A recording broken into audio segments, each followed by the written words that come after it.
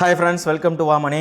ஒரு முதலீட்டாளர் small cap mutual fund திட்டத்தை தேர்ந்தெடுத்து முதலீடு பண்ணும்பொழுது அதிலிருந்து அவருக்கு ₹1,00,00,000 கிடைக்குமா அப்படின்னு கேட்டிங்கன்னா கண்டிப்பாக கிடைக்குங்க. அதுக்கான வழிமுறைகள் என்ன, எவ்வளோ பணம் முதலீடு பண்ணணும், எவ்வளோ வருஷத்துக்கு முதலீடு பண்ணணும் அப்படின்றத பற்றி இன்றைக்கி நம்ம டீட்டெயிலாக பேச போகிறோம். ஸோ ஸ்கிப் பண்ணாமல் கடைசி வரைக்கும் பாருங்கள். முதல்ல ஸ்மால் கேப் ஃபண்டுனா என்னென்னு பார்த்துடலாம். ஸ்மால் கேப் ஃபண்டுன்றது ஈக்விட்டி ரிலேட்டடாக இருக்கக்கூடிய மியூச்சுவல் ஃபண்டில் ஒரு வகை தான். உதாரணத்துக்கு mid cap, large cap, index fund, flexi gap, multi cap அப்படின்ற மாதிரி ஸ்மால் கேப்பும் ஒரு வகை தான். ஸ்மால் கேப்புக்கு வரையறை என்ன மாதிரி வச்சுருக்காங்கன்றது செபி ஆனவங்க தான் ஒவ்வொரு மியூச்சுவல் ஃபண்ட் ஸ்கீமுக்கும் என்ன மாதிரி வழிமுறை வச்சுருப்பாங்க, எங்கே முதலீடு பண்ணணும், எவ்வளோ முதலீடு பண்ணணும் அப்படின்ற கைட்லைனை அவங்க தான் கொடுப்பாங்க. அதற்கு ஏற்ற மாதிரி ஃபண்ட் மேனேஜர் ஆனவங்க பணத்தை முதலீடு பண்ணுவாங்க. குறிப்பாக அந்த ஸ்மால் கேப் ஃபண்டுன்னு வரப்போ மொத்தமாக கலெக்ட் பண்ணக்கூடிய பணத்தில் குறைஞ்சபட்சம் 65% பார்த்திங்கன்னா ஸ்மால் கேப் கம்பெனி ஸ்டாக்ஸை தேர்ந்தெடுத்தால் முதலீடு பண்ணணும். உதாரணத்துக்கு ஒரு 40 ஸ்டாக்கு இல்லை 50 ஸ்டாக்கில் அவங்க முதலீடு பண்ணுவாங்க. ஸ்மால் கேப் எப்படி பிரிக்கிறாங்கன்னா, செபி ஆனவங்க 6 மாதத்துக்கு ஒரு வாட்டி large cap company, small cap company, mid cap company அப்படின்றத லிஸ்ட்டு கொடுப்பாங்க. முதல் 100 இடத்துல இருக்கக்கூடிய கம்பெனிகளை மார்க்கெட் கேபிட்டலிஸ்ட், அதாவது சந்தை மதிப்பு பொறுத்து லார்ஜ் கேப் கம்பெனியும், 101 இடத்துலேருந்து 250 இடத்துல இருக்கக்கூடிய கம்பெனிகளில் மிட் கேப் கம்பெனிகளும், 251 இடத்துலேருந்து மற்ற கம்பெனிகள் எல்லாமே ஸ்மால் கேப் கம்பெனிகள் அப்படின்ற மாதிரி பிரிப்பாங்க. இந்த ஸ்மால் கேப் கம்பெனியானவங்க கொடுக்கக்கூடிய ரிட்டர்ன் பார்த்திங்கன்னா ரொம்பவே அதிகமாக இருக்கும். அதை ஒட்டி உருவாக்கக்கூடிய ஸ்மால் கேப் மியூச்சுவல் ஃபண்ட் ஸ்கீமும் large cap fund plus mid cap ஃபண்டை கம்பேர் பண்ணுறப்போ புல் சைக்கிளில் நல்ல ரிட்டர்ன் கொடுக்கும். கடந்த 1.5 வருஷத்தில் பார்க்குறப்போ புல் சைக்கிளில் இருக்க மார்க்கெட்டு ரொம்பவே ஹை லெவலில் ஒர்க் ஆகிட்டு இருக்குது. அந்த பட்சத்தில் ஸ்மால் கேப் ஃபண்டானது நல்ல ரிட்டர்ன் கொடுத்துருக்கு. ஒரு ஸ்மால் கேப் மியூச்சுவல் ஃபண்டை தேர்ந்தெடுத்து முதலீடு பண்ணுறதுக்கு முன்னாடி அந்த ஃபண்டு இந்த மாதிரி அப் ட்ரெண்ட்லேயும் சரி இல்லை டவுன் ட்ரெண்ட்லையும் சரி என்ன மாதிரி பர்ஃபார்ம் பண்ணியிருக்கு, என்ன மாதிரி மார்க்கெட் சைக்கிளுக்கு ஏற்ற மாதிரி ரெக்கவரி ஆகிருக்கு அப்படின்றத பார்த்துக்கிட்டு அதற்கேற்ற மாதிரி தேர்ந்தெடுத்து முதலீடு பண்ணுங்கள். ஒன்லி அப் ட்ரெண்டில் மார்க்கெட் இருக்கும்போது சரி ஸ்மால் கேப் இவ்வளோ % ரிட்டர்ன் கொடுக்குது அப்படின்ற மாதிரி அதை மட்டும் வச்சுக்கிட்டு முதலீடு பண்ணாதீங்க. அது ரொம்பவே உங்களுக்கு ஆபத்தில் போய் முடியும். பொதுவாக ஸ்மால் கேப் மியூச்சுவல் ஃபண்டு ஸ்கீமில் இருக்கக்கூடிய ரிஸ்க் என்ன மாதிரி இருக்குன்றதை ஃபஸ்ட்டு பார்த்துக்குங்க. ரிஸ்க் ஏன் இருக்குது அப்படின்றா, இந்த ஸ்மால் கேப் கம்பெனிகளை பொறுத்தளவுக்கும் அதுங்களுடைய சந்தை மதிப்பு ரொம்பவே கம்மியாக இருக்கும். இன்கேஸ் மார்க்கெட் ஒரு 15% கரெக்ட் ஆனாலும் ஃபஸ்ட்டு இம்பேக்ட் ஆகிறது ஸ்மால் கேப் கம்பெனி ஸ்டாக்ஸ் தான். அதை ஒட்டி இருக்கக்கூடிய மியூச்சுவல் ஃபண்ட் ஸ்கீம் தான் ரொம்பவே ரிஸ்க் அதிகமாக இருக்குது. ஸோ அதை பார்த்துக்கிட்டு முதலீடு பண்ணுங்கள். ரெண்டாவது, இந்த மாதிரி ஸ்மால் கேப் மியூச்சுவல் ஃபண்ட் ஸ்கீமை தேர்ந்தெடுத்து நீங்கள் முதலீடு பண்ணும்போது லாங் டேர்முக்கு முதலீடு பண்ணுங்கள். குறைஞ்சது ஒரு 7 வருஷத்துக்கு மேலே உங்கள் பணம் தேவைப்படுற மாதிரி இருந்துச்சுன்னா மட்டும் ஸ்மால் கேப் மியூச்சுவல் ஃபண்டை தேர்ந்தெடுத்து முதலீடு பண்ணுங்கள். சரி, என்னுடைய போர்ட்ஃபோலியோவில் ஸ்மால் கேப் மியூச்சுவல் ஃபண்ட் ஸ்கீமோட பங்களிப்பு எதற்கு இருக்கணும் அப்படின்றவங்களுக்கு ஒரு 3 காரணம் சொல்கிறோம். முதல் காரணம், இந்த ஃபண்டோட காம்போசிஷன் அப்படின்றப்போ 65% ஸ்மால் கேப் கம்பெனிலும் மீதி இருக்கக்கூடிய 35% வேறு விதமான அசட் கிளாஸையும் தேர்ந்தெடுத்து முதலீடு பண்ணுறப்போ ஒரு பக்கம் ஸ்டெபிலிட்டியாக இருக்கும், ஒரு பக்கம் உங்களுக்கு க்ரோத் கிடைக்கும். ரெண்டாவது, இந்த ஸ்மால் கேப் மியூச்சுவல் ஃபண்டை பொறுத்தளவுக்கும் உங்களுக்கு ஒரு நல்ல வெல்த்தை க்ரியேட் பண்ணி கொடுக்கும். உங்கள் பணம் முதலீடு பண்ணக்கூடியது நல்ல வளர்ச்சி அடையும். ஏன் அப்படின்னா, இந்த கம்பெனியோட பொட்டென்ஷியல் பார்த்திங்கன்னா நல்ல வளர்ச்சி அடையக்கூடிய கம்பெனியாக இருக்கும். ஏன்னா சில ஸ்டார்ட் அப்ஸ் இருக்கலாம், சில நல்ல கம்பெனிகள் இருக்கலாம், நல்ல ரெவன்யூ கொடுக்க கம்பெனியாக இருக்கலாம், இல்லை டிஃப்ரெண்ட்டான வேறு விதமான செக்டர் இருக்கக்கூடிய கம்பெனிகள் இருக்கலாம். அந்த மாதிரி கம்பெனிகளை தேர்ந்தெடுத்து முதலீடு பண்ணுறப்போ நல்ல ரிட்டர்ன் உங்களுக்கு கிடைக்கும்.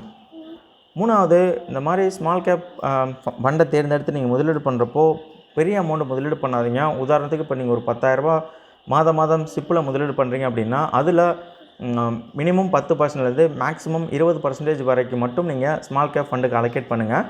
ரொம்ப அதிகமாக பண்ணாதீங்க. வேறு விதமான asset class related large cap, mid cap, flexi cap, multi cap, இல்லை டெப்ட் ரிலேட்டடான மியூச்சுவல் ஃபண்ட் ஸ்கீமை தேர்ந்தெடுத்து நீங்கள் முதலீடு பண்ணிக்கலாம்.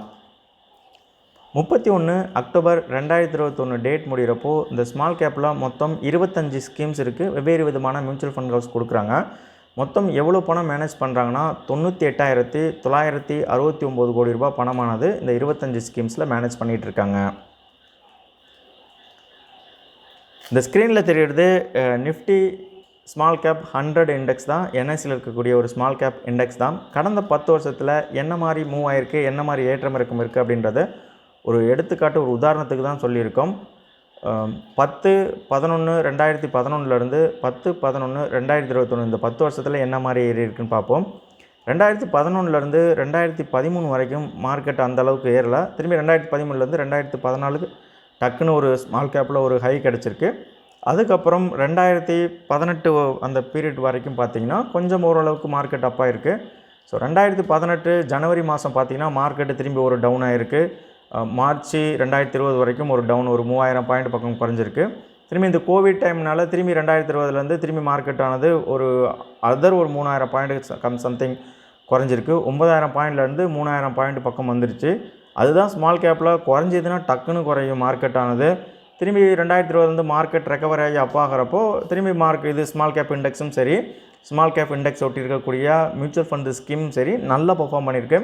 கடந்த 1 வருஷத்தில் 1.5 வருஷத்தில் பார்த்திங்கன்னா நல்லாவே பெர்ஃபார்ம் பண்ணியிருக்கு. ஸோ இப்போ நல்லா பெர்ஃபார்ம் பண்ணுது, அதனால் நிறையா பணம் முதலீடு பண்ணலாம் அப்படின்ற மாதிரி நினைக்காதீங்க.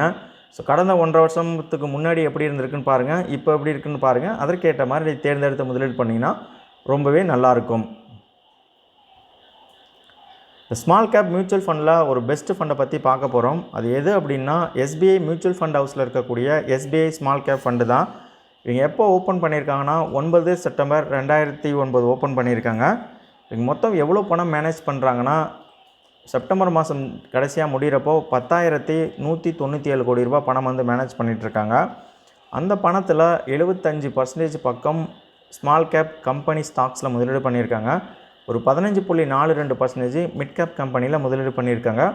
மீதி இருக்கக்கூடிய பணம் வந்து வேறு விதமான அசட் கிளாஸில் இவங்க முதலீடு பண்ணியிருக்காங்க. ஸ்மால் கேப் ஃபண்டோட direct plan growth option expense ratio பார்த்திங்கன்னா 0.82% இருக்குது. அதுவே டைரக்ட் பிளான் க்ரோத் ஆப்ஷனில் என்ஏவி ஒரு யூனிட்டோட விலை 117 ரூபா 90 காசு அப்படின்ற மாதிரி 9 நவம்பர் 2021 முடிஞ்சிருக்கு.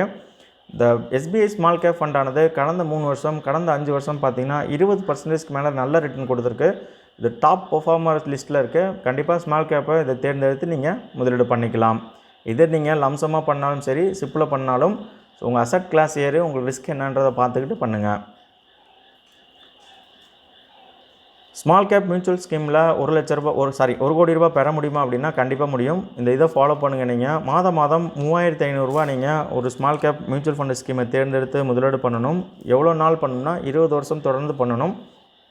ஸ்மால் கேப் பார்க்குறப்போ நல்ல ரிட்டர்ன் கொடுக்கும். ஒரு மேக்ஸிமம் பார்த்தீங்கன்னா 20% ரிட்டர்ன் கொடுத்துச்சு அப்படின்னா 20 வருஷம் கழித்து உங்கள் போர்ட்ஃபோலியோ வேல்யூ எவ்வளோ இருக்குன்னா 1,10,65,000 ரூபா பணம் உங்களுக்கு இருக்கும். அதற்கேற்ற மாதிரி நீங்கள் உங்கள் பணத்தை எடுத்து வேறு விதமானத்துக்கு நீங்கள் யூட்டிலைஸ் பண்ணிக்கலாம். இந்த ஸ்க்ரீனில் தெரிகிறது கடந்த 10 வருஷத்தில், அதாவது 17 அக்டோபர் 2011 14 அக்டோபர் 2021 வரைக்கும் லார்ஜ் கேப் என்ன மாதிரி ரிட்டர்ன் கொடுத்துருக்கு, ஸ்மால் கேப் என்ன மாதிரி ரிட்டர்ன் கொடுத்துருக்கு அப்படின்றத ஒரு முதலீட்டாளர் மாதம் 10,000 ரூபா வந்து ஒரு 10 வருஷம் கடந்த 10 வருஷம் செலுத்தியிருந்தார் அப்படின்னா மிரேசெட் லார்ஜ் கேப் ஃபண்டானது 19% பக்கம் ரிட்டர்ன் கொடுத்துருக்கு. போர்ட்ஃபோலியோட வேல்யூ பார்க்குறப்போ 32,79,000 ரூபா அப்படின்ற மாதிரி இருந்திருக்கு. அதுவே இந்த சைடு எஸ்பிஐ ஸ்மால் கேப் ஃபண்டானது 27.15% ரிட்டர்ன் கொடுத்துருக்கு. ஃபைனல் வேல்யூவானது 50,63,000 ரூபா அப்படின்ற மாதிரி இருந்திருக்கு. ஸோ இதில் கடைசியாக லோவஸ்ட்டாக பர்ஃபார்ம் பண்ணியிருக்கிறது எதுன்னு பார்த்தீங்கன்னா Aditya Birla small cap fund தான் 19% பக்கம் ரிட்டர்ன் கொடுத்துருக்கு. இந்த லார்ஜ் கேப்பில் மிரேசெட்டு ஹையஸ்ட் பர்ஃபார்மன்ஸ் கொடுத்துருக்கிறத இங்கே ஸ்மால் கேப்பில் ஆதித்யா பிர்லா கடைசியாக அதுதான் வந்து பர்ஃபார்ம் பண்ணியிருக்கு அப்படின்ற மாதிரி இருக்குது.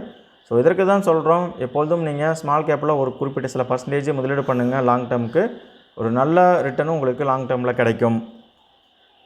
இவ்வளோ நேரம் டைம் ஸ்பெண்ட் பண்ணி எங்கள் வீடியோ வாட்ச் பண்ணதுக்கு ரொம்பவே நன்றி. இந்த வீடியோ பிடிச்சிருந்தா லைக் பண்ணுங்கள், ஷேர் பண்ணுங்கள், கமெண்ட் பண்ணுங்கள், மறக்காமல் சப்ஸ்கிரைப் பண்ணிக்கங்க. உங்களுக்கு ஏதாவது தகவல் தேவைப்படுதுன்னா இமெயில் பண்ணுங்கள். அதற்கேற்ற மாதிரி உங்களுக்கு நாங்கள் ரிப்ளை பண்ணுறோம். நன்றி, வணக்கம்.